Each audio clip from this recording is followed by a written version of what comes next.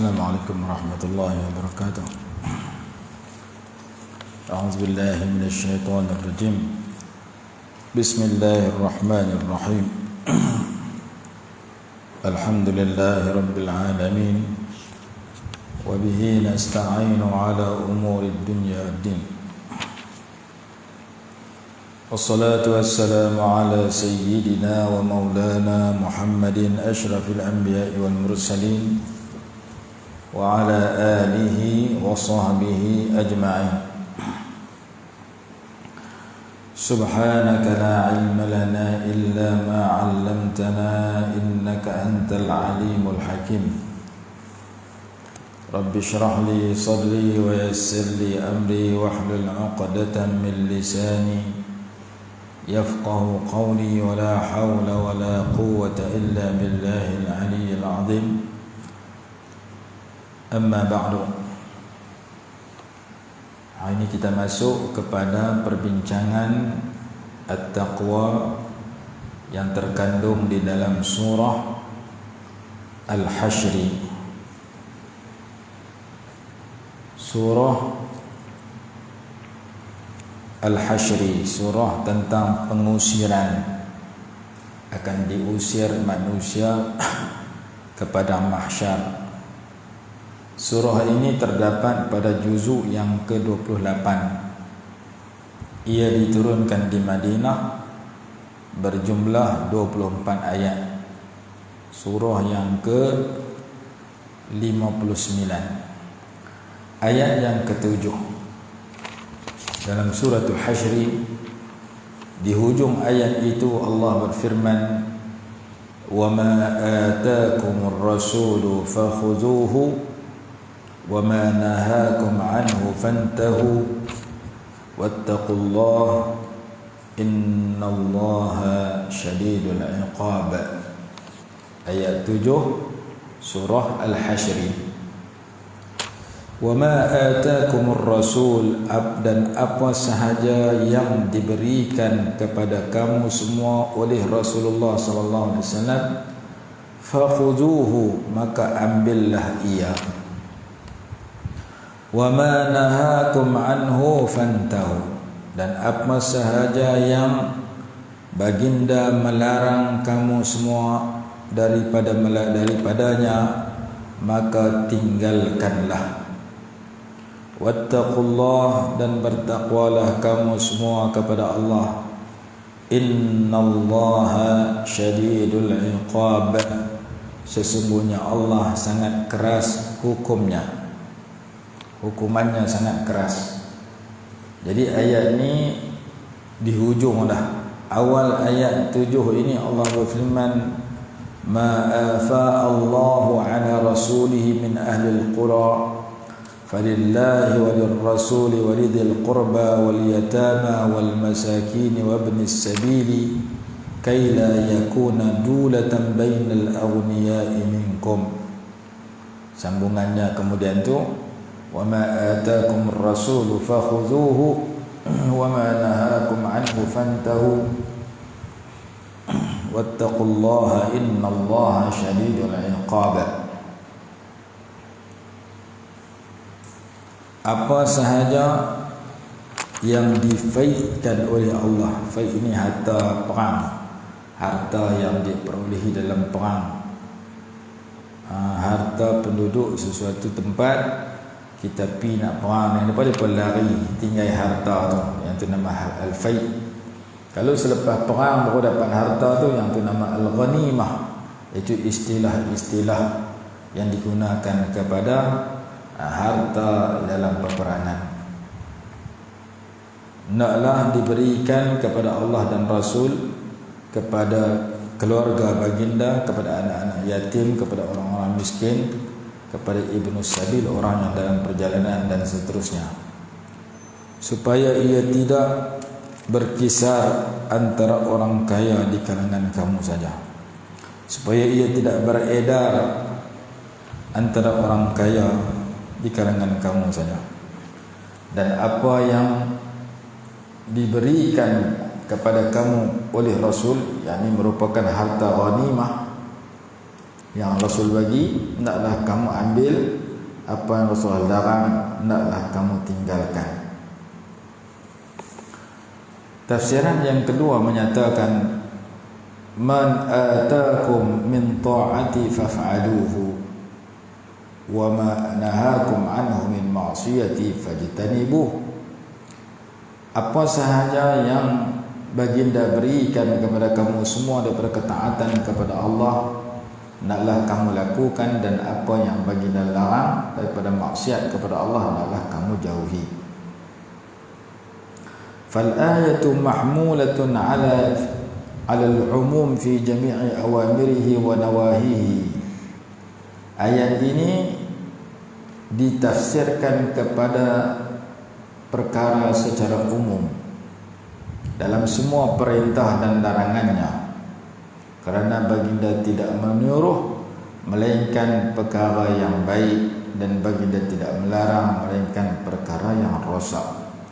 Li'annahu la ya'muru illa bil islah wa la yanha illa an fasadin. Fatuntiju min hadhihi al-ayah.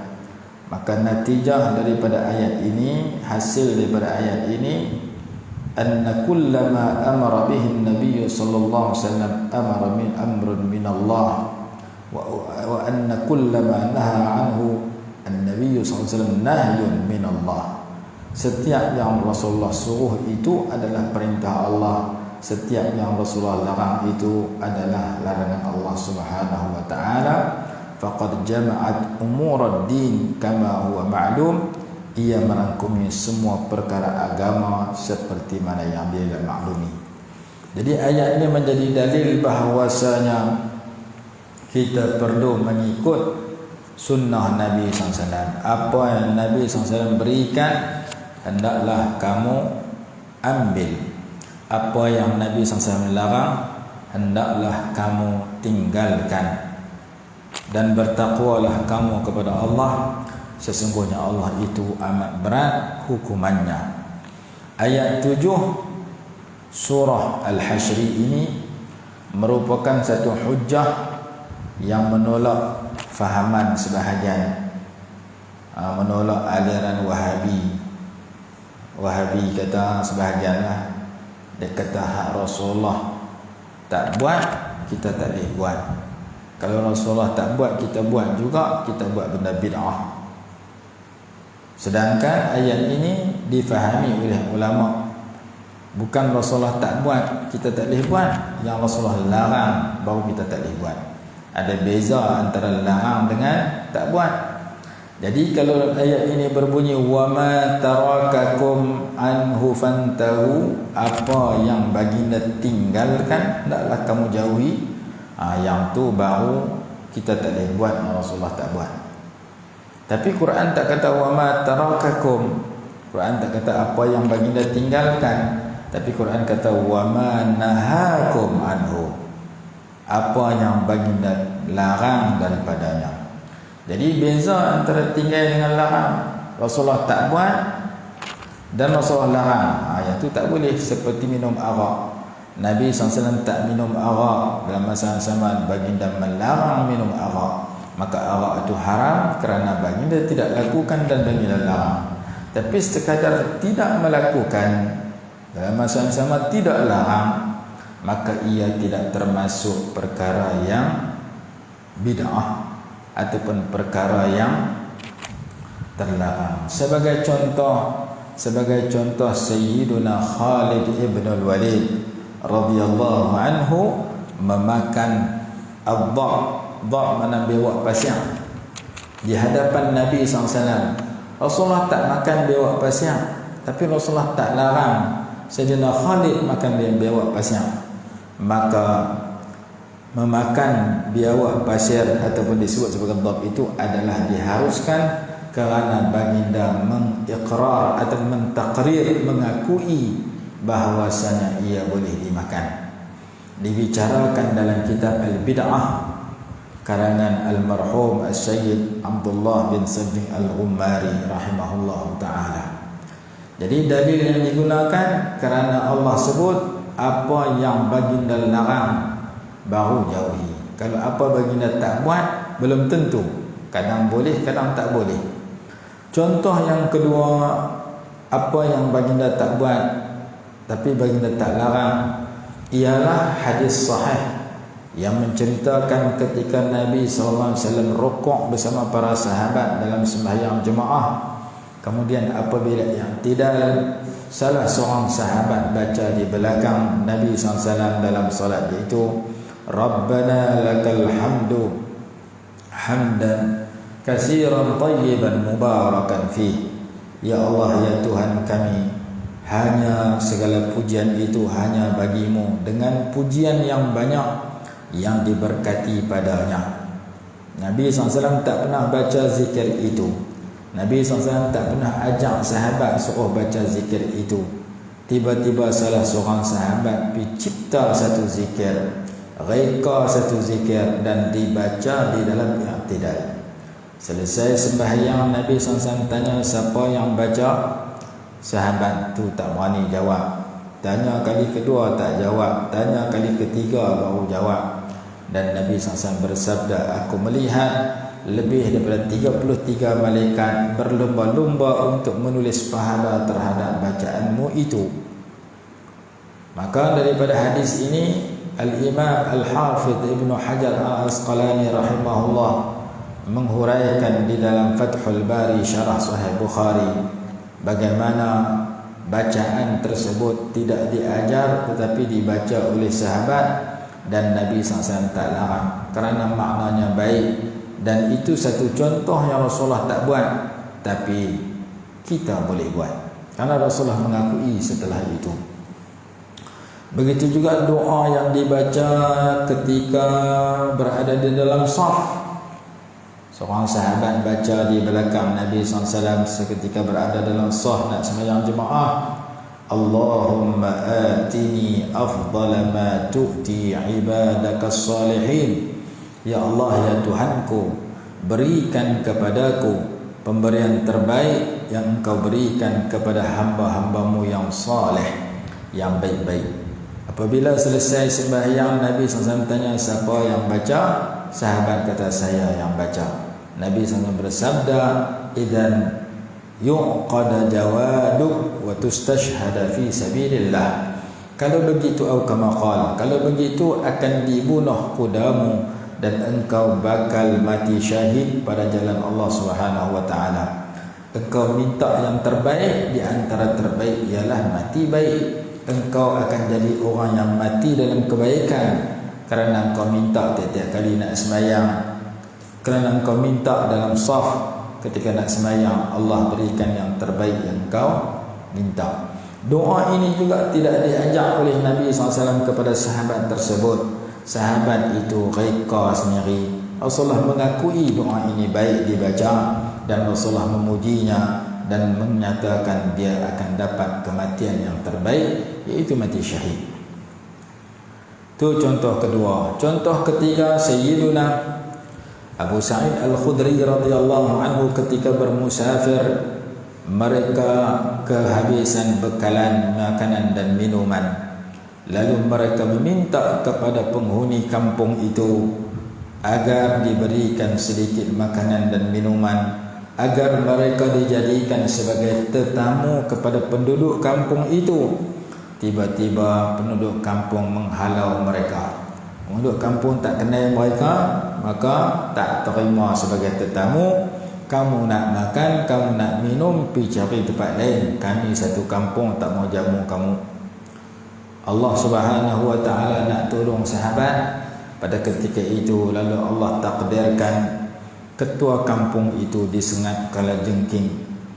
Lalu mereka kesian kepada ketua mereka, berubat tak mau lega. Lalu mereka berkata, kemungkinan rombongan yang minta makanan minuman kat kita tu ada orang pakar yang boleh merawat ketua kita yang sedang kesakitan akibat disengat oleh kalajengking.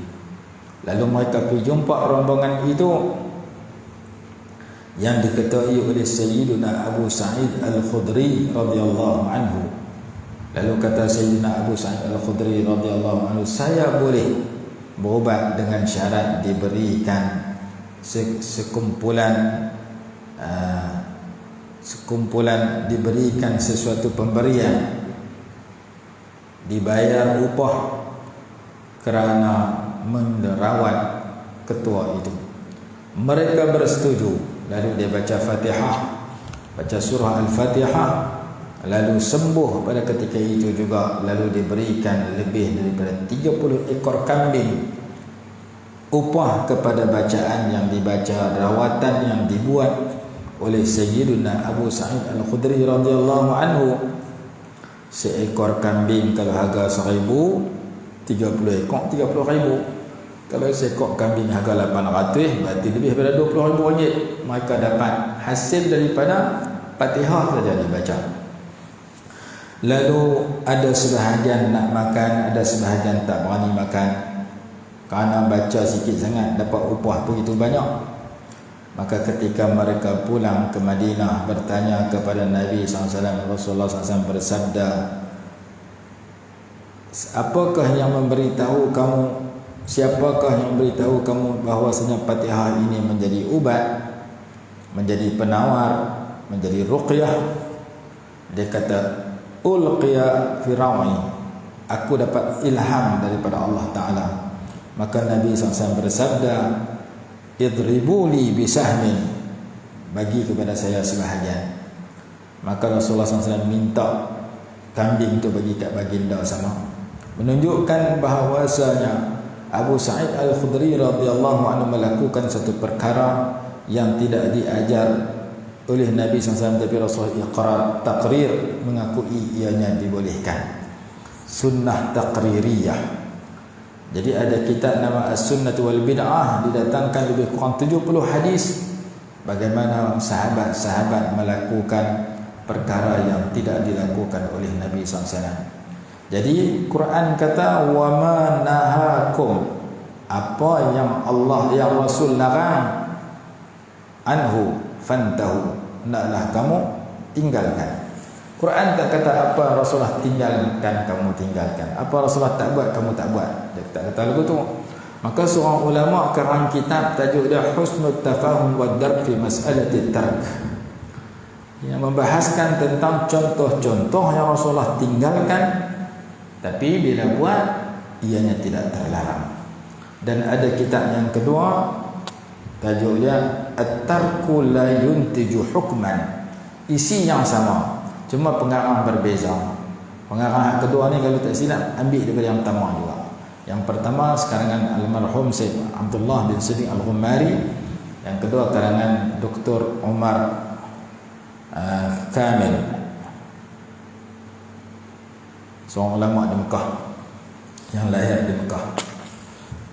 Jadi kedua-dua kitab itu menceritakan bagaimana beberapa perkara yang ditinggalkan oleh Nabi SAW, tetapi bila dilakukan oleh para sahabat, baginda tidak melarang kerana perkara itu tidak bercanggah dengan syarak. Kalau bercanggah dengan syarak baru baginda larang. Jadi ayat ini menolak aliran yang kata setiap Rasulullah tak buat, kalau buat jadi bid'ah. Bid'ah itu salah. Contoh seterusnya, sembahyang raya dalam masjid. Sembahyang raya dalam masjid ini adalah perkara baru, kerana Nabi SAW sembahyang raya tiap-tiap kali sembahyang, baginda sembahyang di tanah lapang. Baginda sembahyang di Al-Jabbalah, tanah lapang. Baginda tak pernah sembahyang dalam masjid, kecuali satu kali kalau tak silap disebabkan hujan turun lebat. Hujan turun lebat, baginda sembahyang sekali dalam masjid. Waktu-waktu lain sembahyang di tanah lapang. Maka melakukan sembahyang raya dalam masjid itu adalah perkara baru. Bahkan mazhab Syafi'i kata sunat sembahyang raya dalam masjid. Maka sembahyang raya dalam masjid tidak terlarang kerana ia bukan perkara yang bercanggah. Dalam kitab Al-Fiqhul Islami wa Adillatuh dikatakan mazhab Syafi'i menyatakan sembahyang raya ini sunat dalam masjid. Sementara mazhab yang lain, sebahagian mazhab yang lain sembahyang raya sunat di tanah lapang.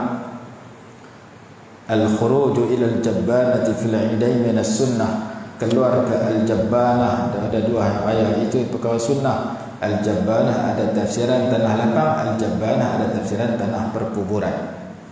Ziarah kubur pada 2 hari raya adalah sunnah menurut tafsiran Al-Jabbanah sebagai tanah perkuburan, sebagaimana yang disebut oleh Syekh Al-Imam Nuruddin Al-Haythami rahimahullah di dalam kitabnya Majma'uz Zawaid pada jilid yang ke-6.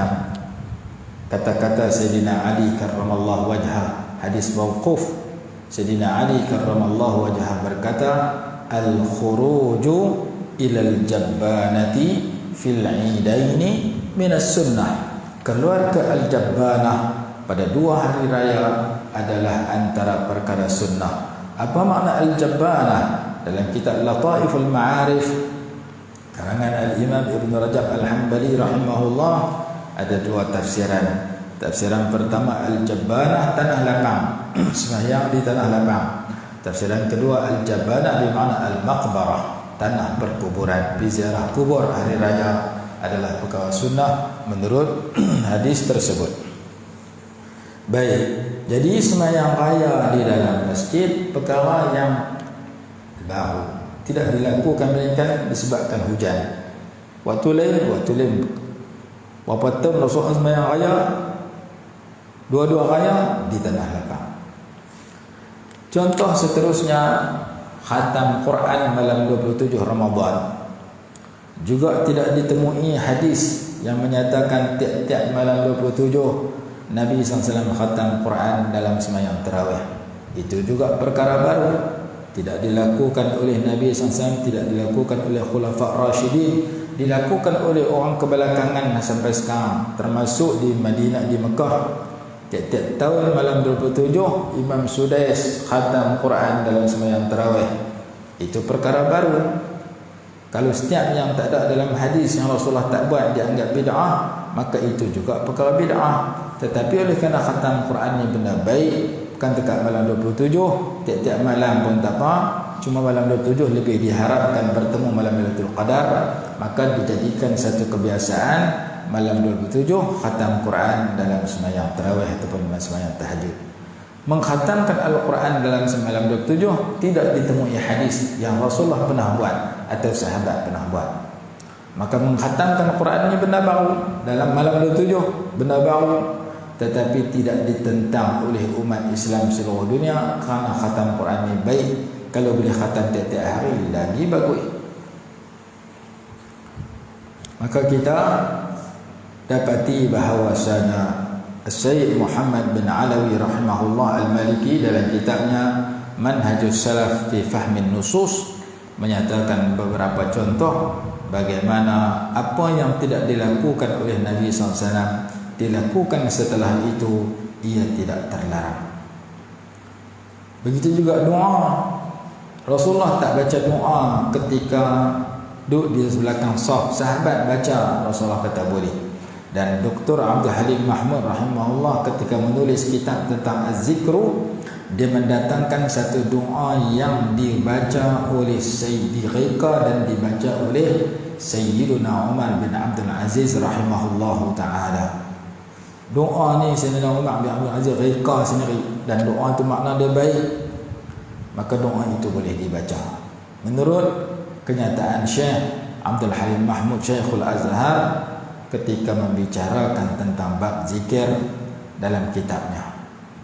Jadi ayat Quran yang ke-7 ini merupakan satu hujjah yang digunakan oleh pengarang kitab Al-Bid'ah As-Sunnah wal Bid'ah ataupun pengarang kitab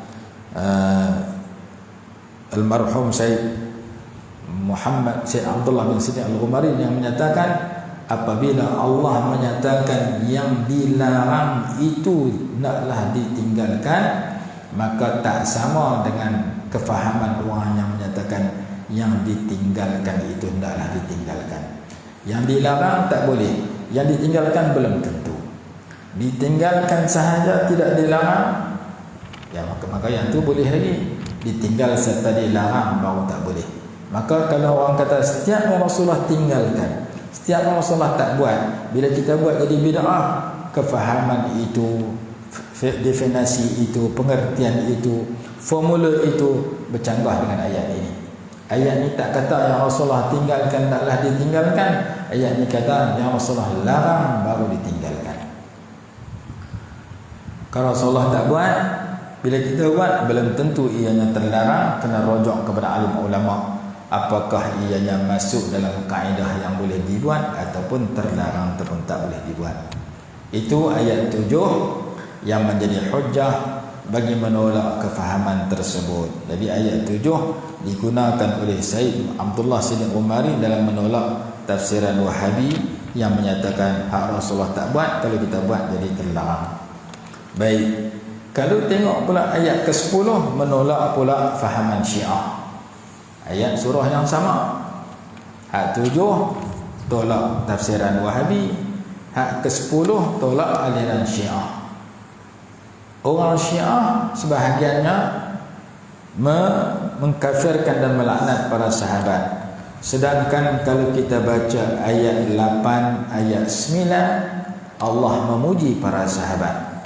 Ayat 8 Allah memuji golongan Muhajirin. Ayat 9 Allah memuji golongan Ansar. Ayat ke-10 Allah memuji orang yang datang selepas para sahabat, selepas Muhajirin dan Ansar sehingga hari kiamat, yang mendoakan kebaikan kepada Muhajirin dan Ansar, bukan melaknat dan mendoakan keburukan kepada Muhajirin dan Ansar. Kita tengok dulu ayat yang ke-8.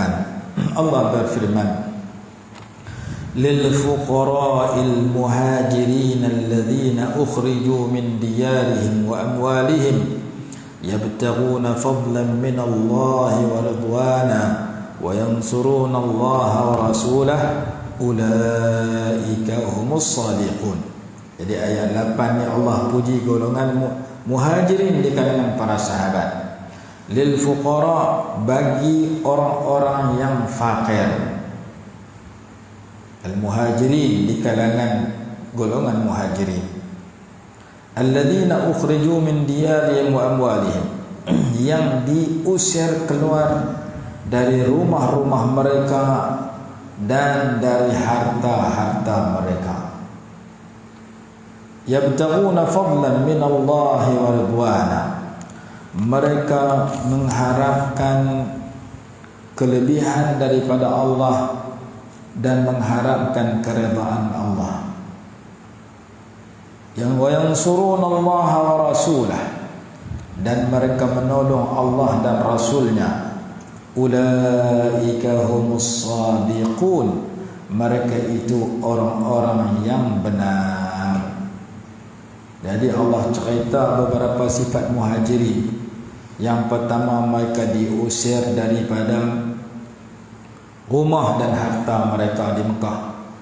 Mereka keluar kerana mencari kelebihan daripada Allah dan mencari redha Allah dan menolong Allah dan Rasulnya.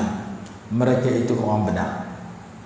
Kalau tengok dalam tafsir Munir, dia kata 6 sifat orang muhajirin yang dipuji oleh Allah di sini.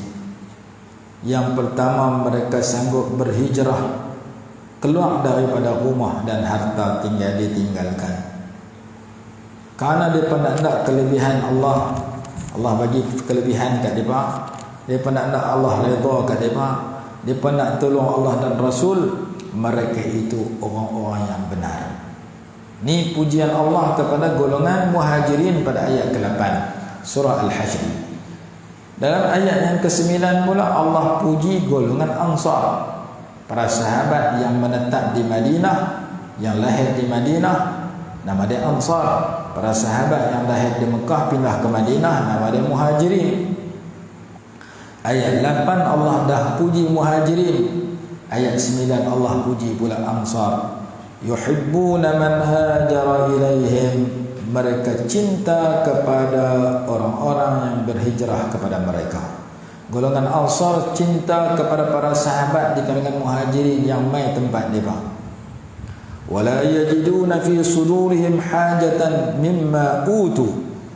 Yang kedua, mereka tidak temui dalam dada mereka hajat, yakni rasa dengki terhadap apa yang diberikan kepada mereka.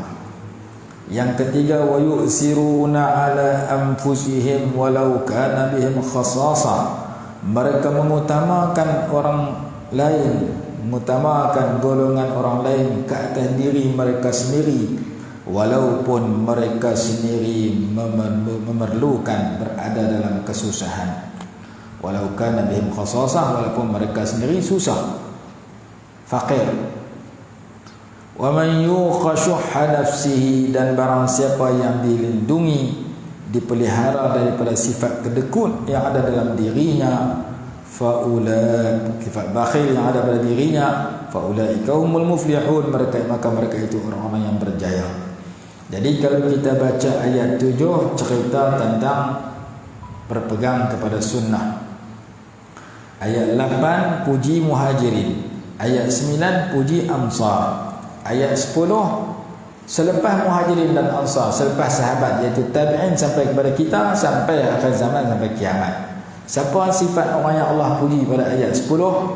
Wallazina ja'u min ba'dihim, dan orang-orang yang datang setelah mereka itu, yakni setelah muhajirin dan ansar, setelah para sahabat radhiyallahu alaihim ajma'in.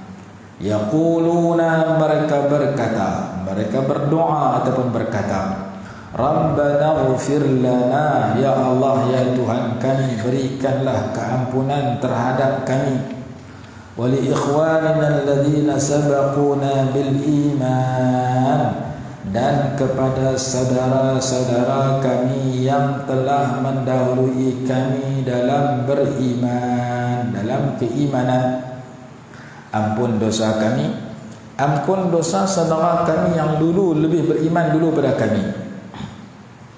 Sambungan, wala taj'al fi qulubina ghillan lil ladzina amanu, dan jangan kau jadikan dalam hati kami perasaan dengki, kedengkian kepada orang-orang yang beriman. Rabbana innaka raufur rahim, wahai Tuhan kami, sesungguhnya Engkau maha belas kasihan serta maha penyayang.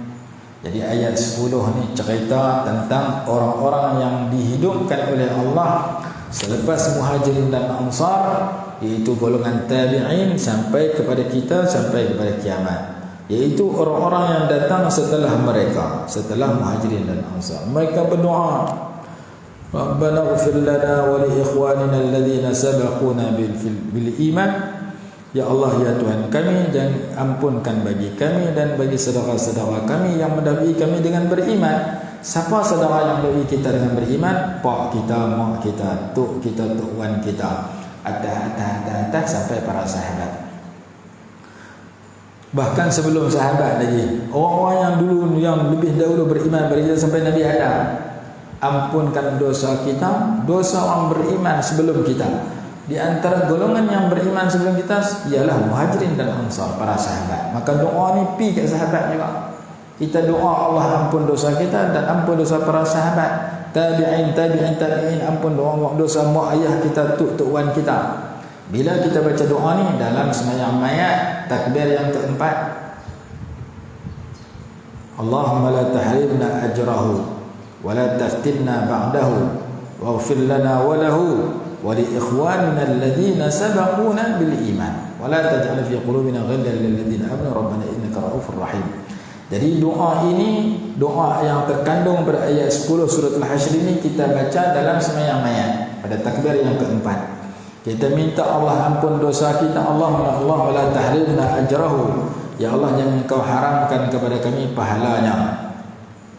Wala pahala si mati ini, pahala kerana sembahyang mayat, wala si mati, doa wala si mati ini. Wala taftinna ba'dahu, jangan kau fitnah kami setelah kematian si mati ini. Waghfir lana wa lahu, ampunkan bagi kami dan ampunkan bagi si dia yang mati ini, si mayat depan kami ini. Waghfir lana wa lahu wa li ikhwanina alladhina sabaquna bil iman, dan ampunkan kepada saudara-saudara kami yang mendahului kami dalam beriman. Siapa saudara kita yang dahulu beriman sebelum kita? Mak kita, ayah kita, abang kita, kakak kita, tuk wan kita, naik atas, maka termasuk situ para sahabat. Doa untuk para sahabat dibaca dalam takbir keempat dalam sembahyang mayat. Oh, saya tak sembahyang mayat, Ustaz. Ada hari-hari saya baca doa kat sahabat. Ada ulama kata ada. Tak mana dalam sembahyang. Dalam tasyahud awal, tasyahud akhir kita baca assalamu alayna wa ala ibadillahis salihin. Berikan keselamatan kepada kami dan kepada hamba-hamba Allah yang baik-baik. Siapa hamba Allah yang baik-baik? Para sahabat as-salihin, para sahabat semua orang saleh, orang baik. Maka kita mendoakan para sahabat dalam tasyahud awal, tasyahud akhir, termasuk orang lain yang baik-baik. Kata sebagian ulama, doa untuk para sahabat sudah kita baca dalam tasyahud awal, tasyahud akhir ketika kita membaca wa ala ibadillahis salihin.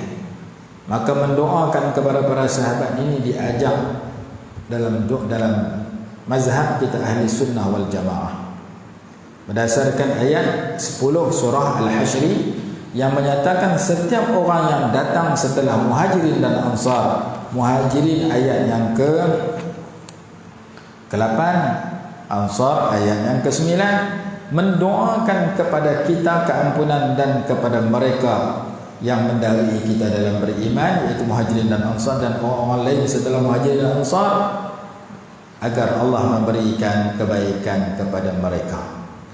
Jadi itu ayat 10 surah Al-Hasyr. Ada ayat lain yang lebih mudah kita ingat dan faham tentang kebaikan golongan para sahabat radhiyallahu alaihim ajma'in. Ada yang mudah kita ingat, iaitu ayat 100 surah At-Taubah. Senang ingat, bahasa dia lembut 100. Jadi ingat surah. Dalam surah At-Taubah ayat yang 100, Allah Subhanahu wa taala mengajar kepada kita bahwasanya bila kita dengar nama sahabat, bila kita baca nama sahabat, hendaklah kita mendoakan agar Allah memberi keridhaan kepada mereka. Kalau sahabat itu lelaki, radhiyallahu anhu. Kalau sahabat itu perempuan, radhiyallahu anha. Kalau dua beranak jadi sahabat macam Abdullah ibn Abbas radhiyallahu anhuma, Abdullah ibn Zubair radhiyallahu anhuma, Abdullah ibn Amr ibn As radhiyallahu anhuma. Kalau tiga beranak jadi sahabat seperti Abdurrahman ibn Abi Bakr ibn Abi Quhafah radhiyallahu anhum. Ayat 100 surah At-Taubah, Allah berfirman, was-sabiqunal awwaluna minal muhajirin wal ansar. Dan orang-orang yang terdahulu, yang terawal di kalangan muhajirin dan ansar, walladzina ittaba'uuhum bi ihsanin, dan orang-orang yang mengikut mereka itu dengan kebaikan, radhiyallahu anhum wa radu anhu, Allah redha kepada mereka dan mereka redha kepada Allah. Wa'adda lahum jannatin tajri tahtaha al-anharu khalidina fiha abada, dan Allah telah menyediakan bagi mereka itu taman-taman syurga yang mengalir di bawahnya sungai-sungai, mereka kekal di dalamnya selama-lamanya. Zalikal fawzul azim, yang demikian itu merupakan kemenangan yang besar atau keuntungan yang besar. Jadi ayat 100 surah At-Taubah menyatakan as-sabiqunal awwaluna minal muhajirin wal ansar, orang-orang yang golongan muhajirin dan ansar, walladzina tabauhum bi ihsan, dan orang yang mengikut mereka dengan kebaikan. Kita mudah-mudahan masuk dalam ayat ini.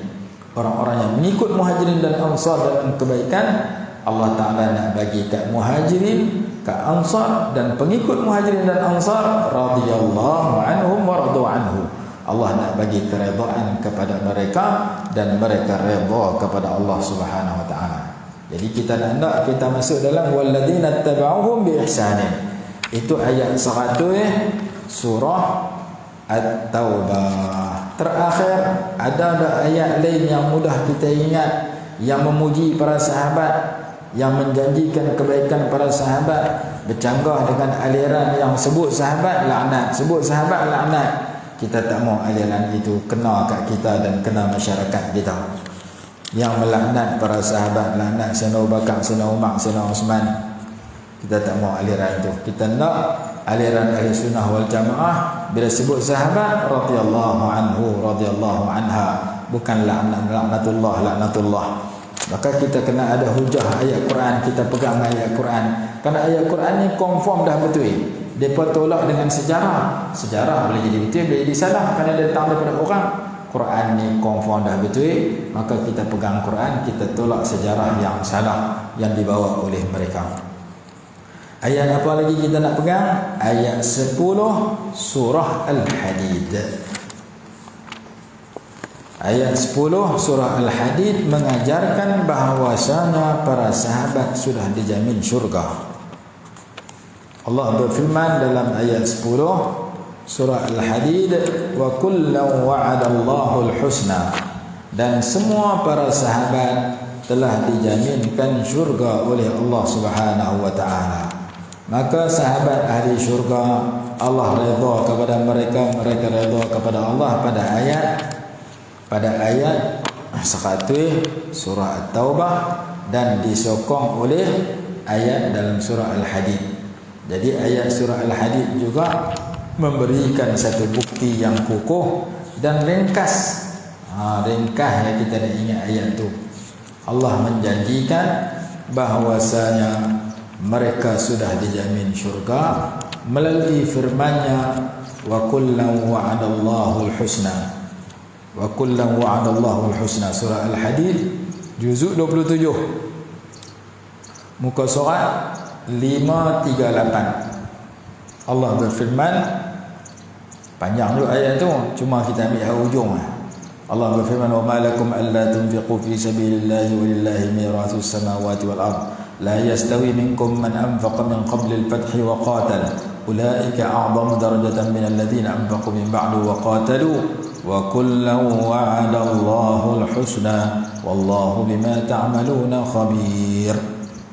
Dan masing-masing, yakni para sahabat yang beriman sebelum pembukaan kota Mekah dan selepas pembukaan kota Mekah, wa'adallahu al-husna, Allah telah menjanjikan kepada mereka itu kebaikan, yakni menjanjikan al-jannah. Al-husna bermakna al-jannah.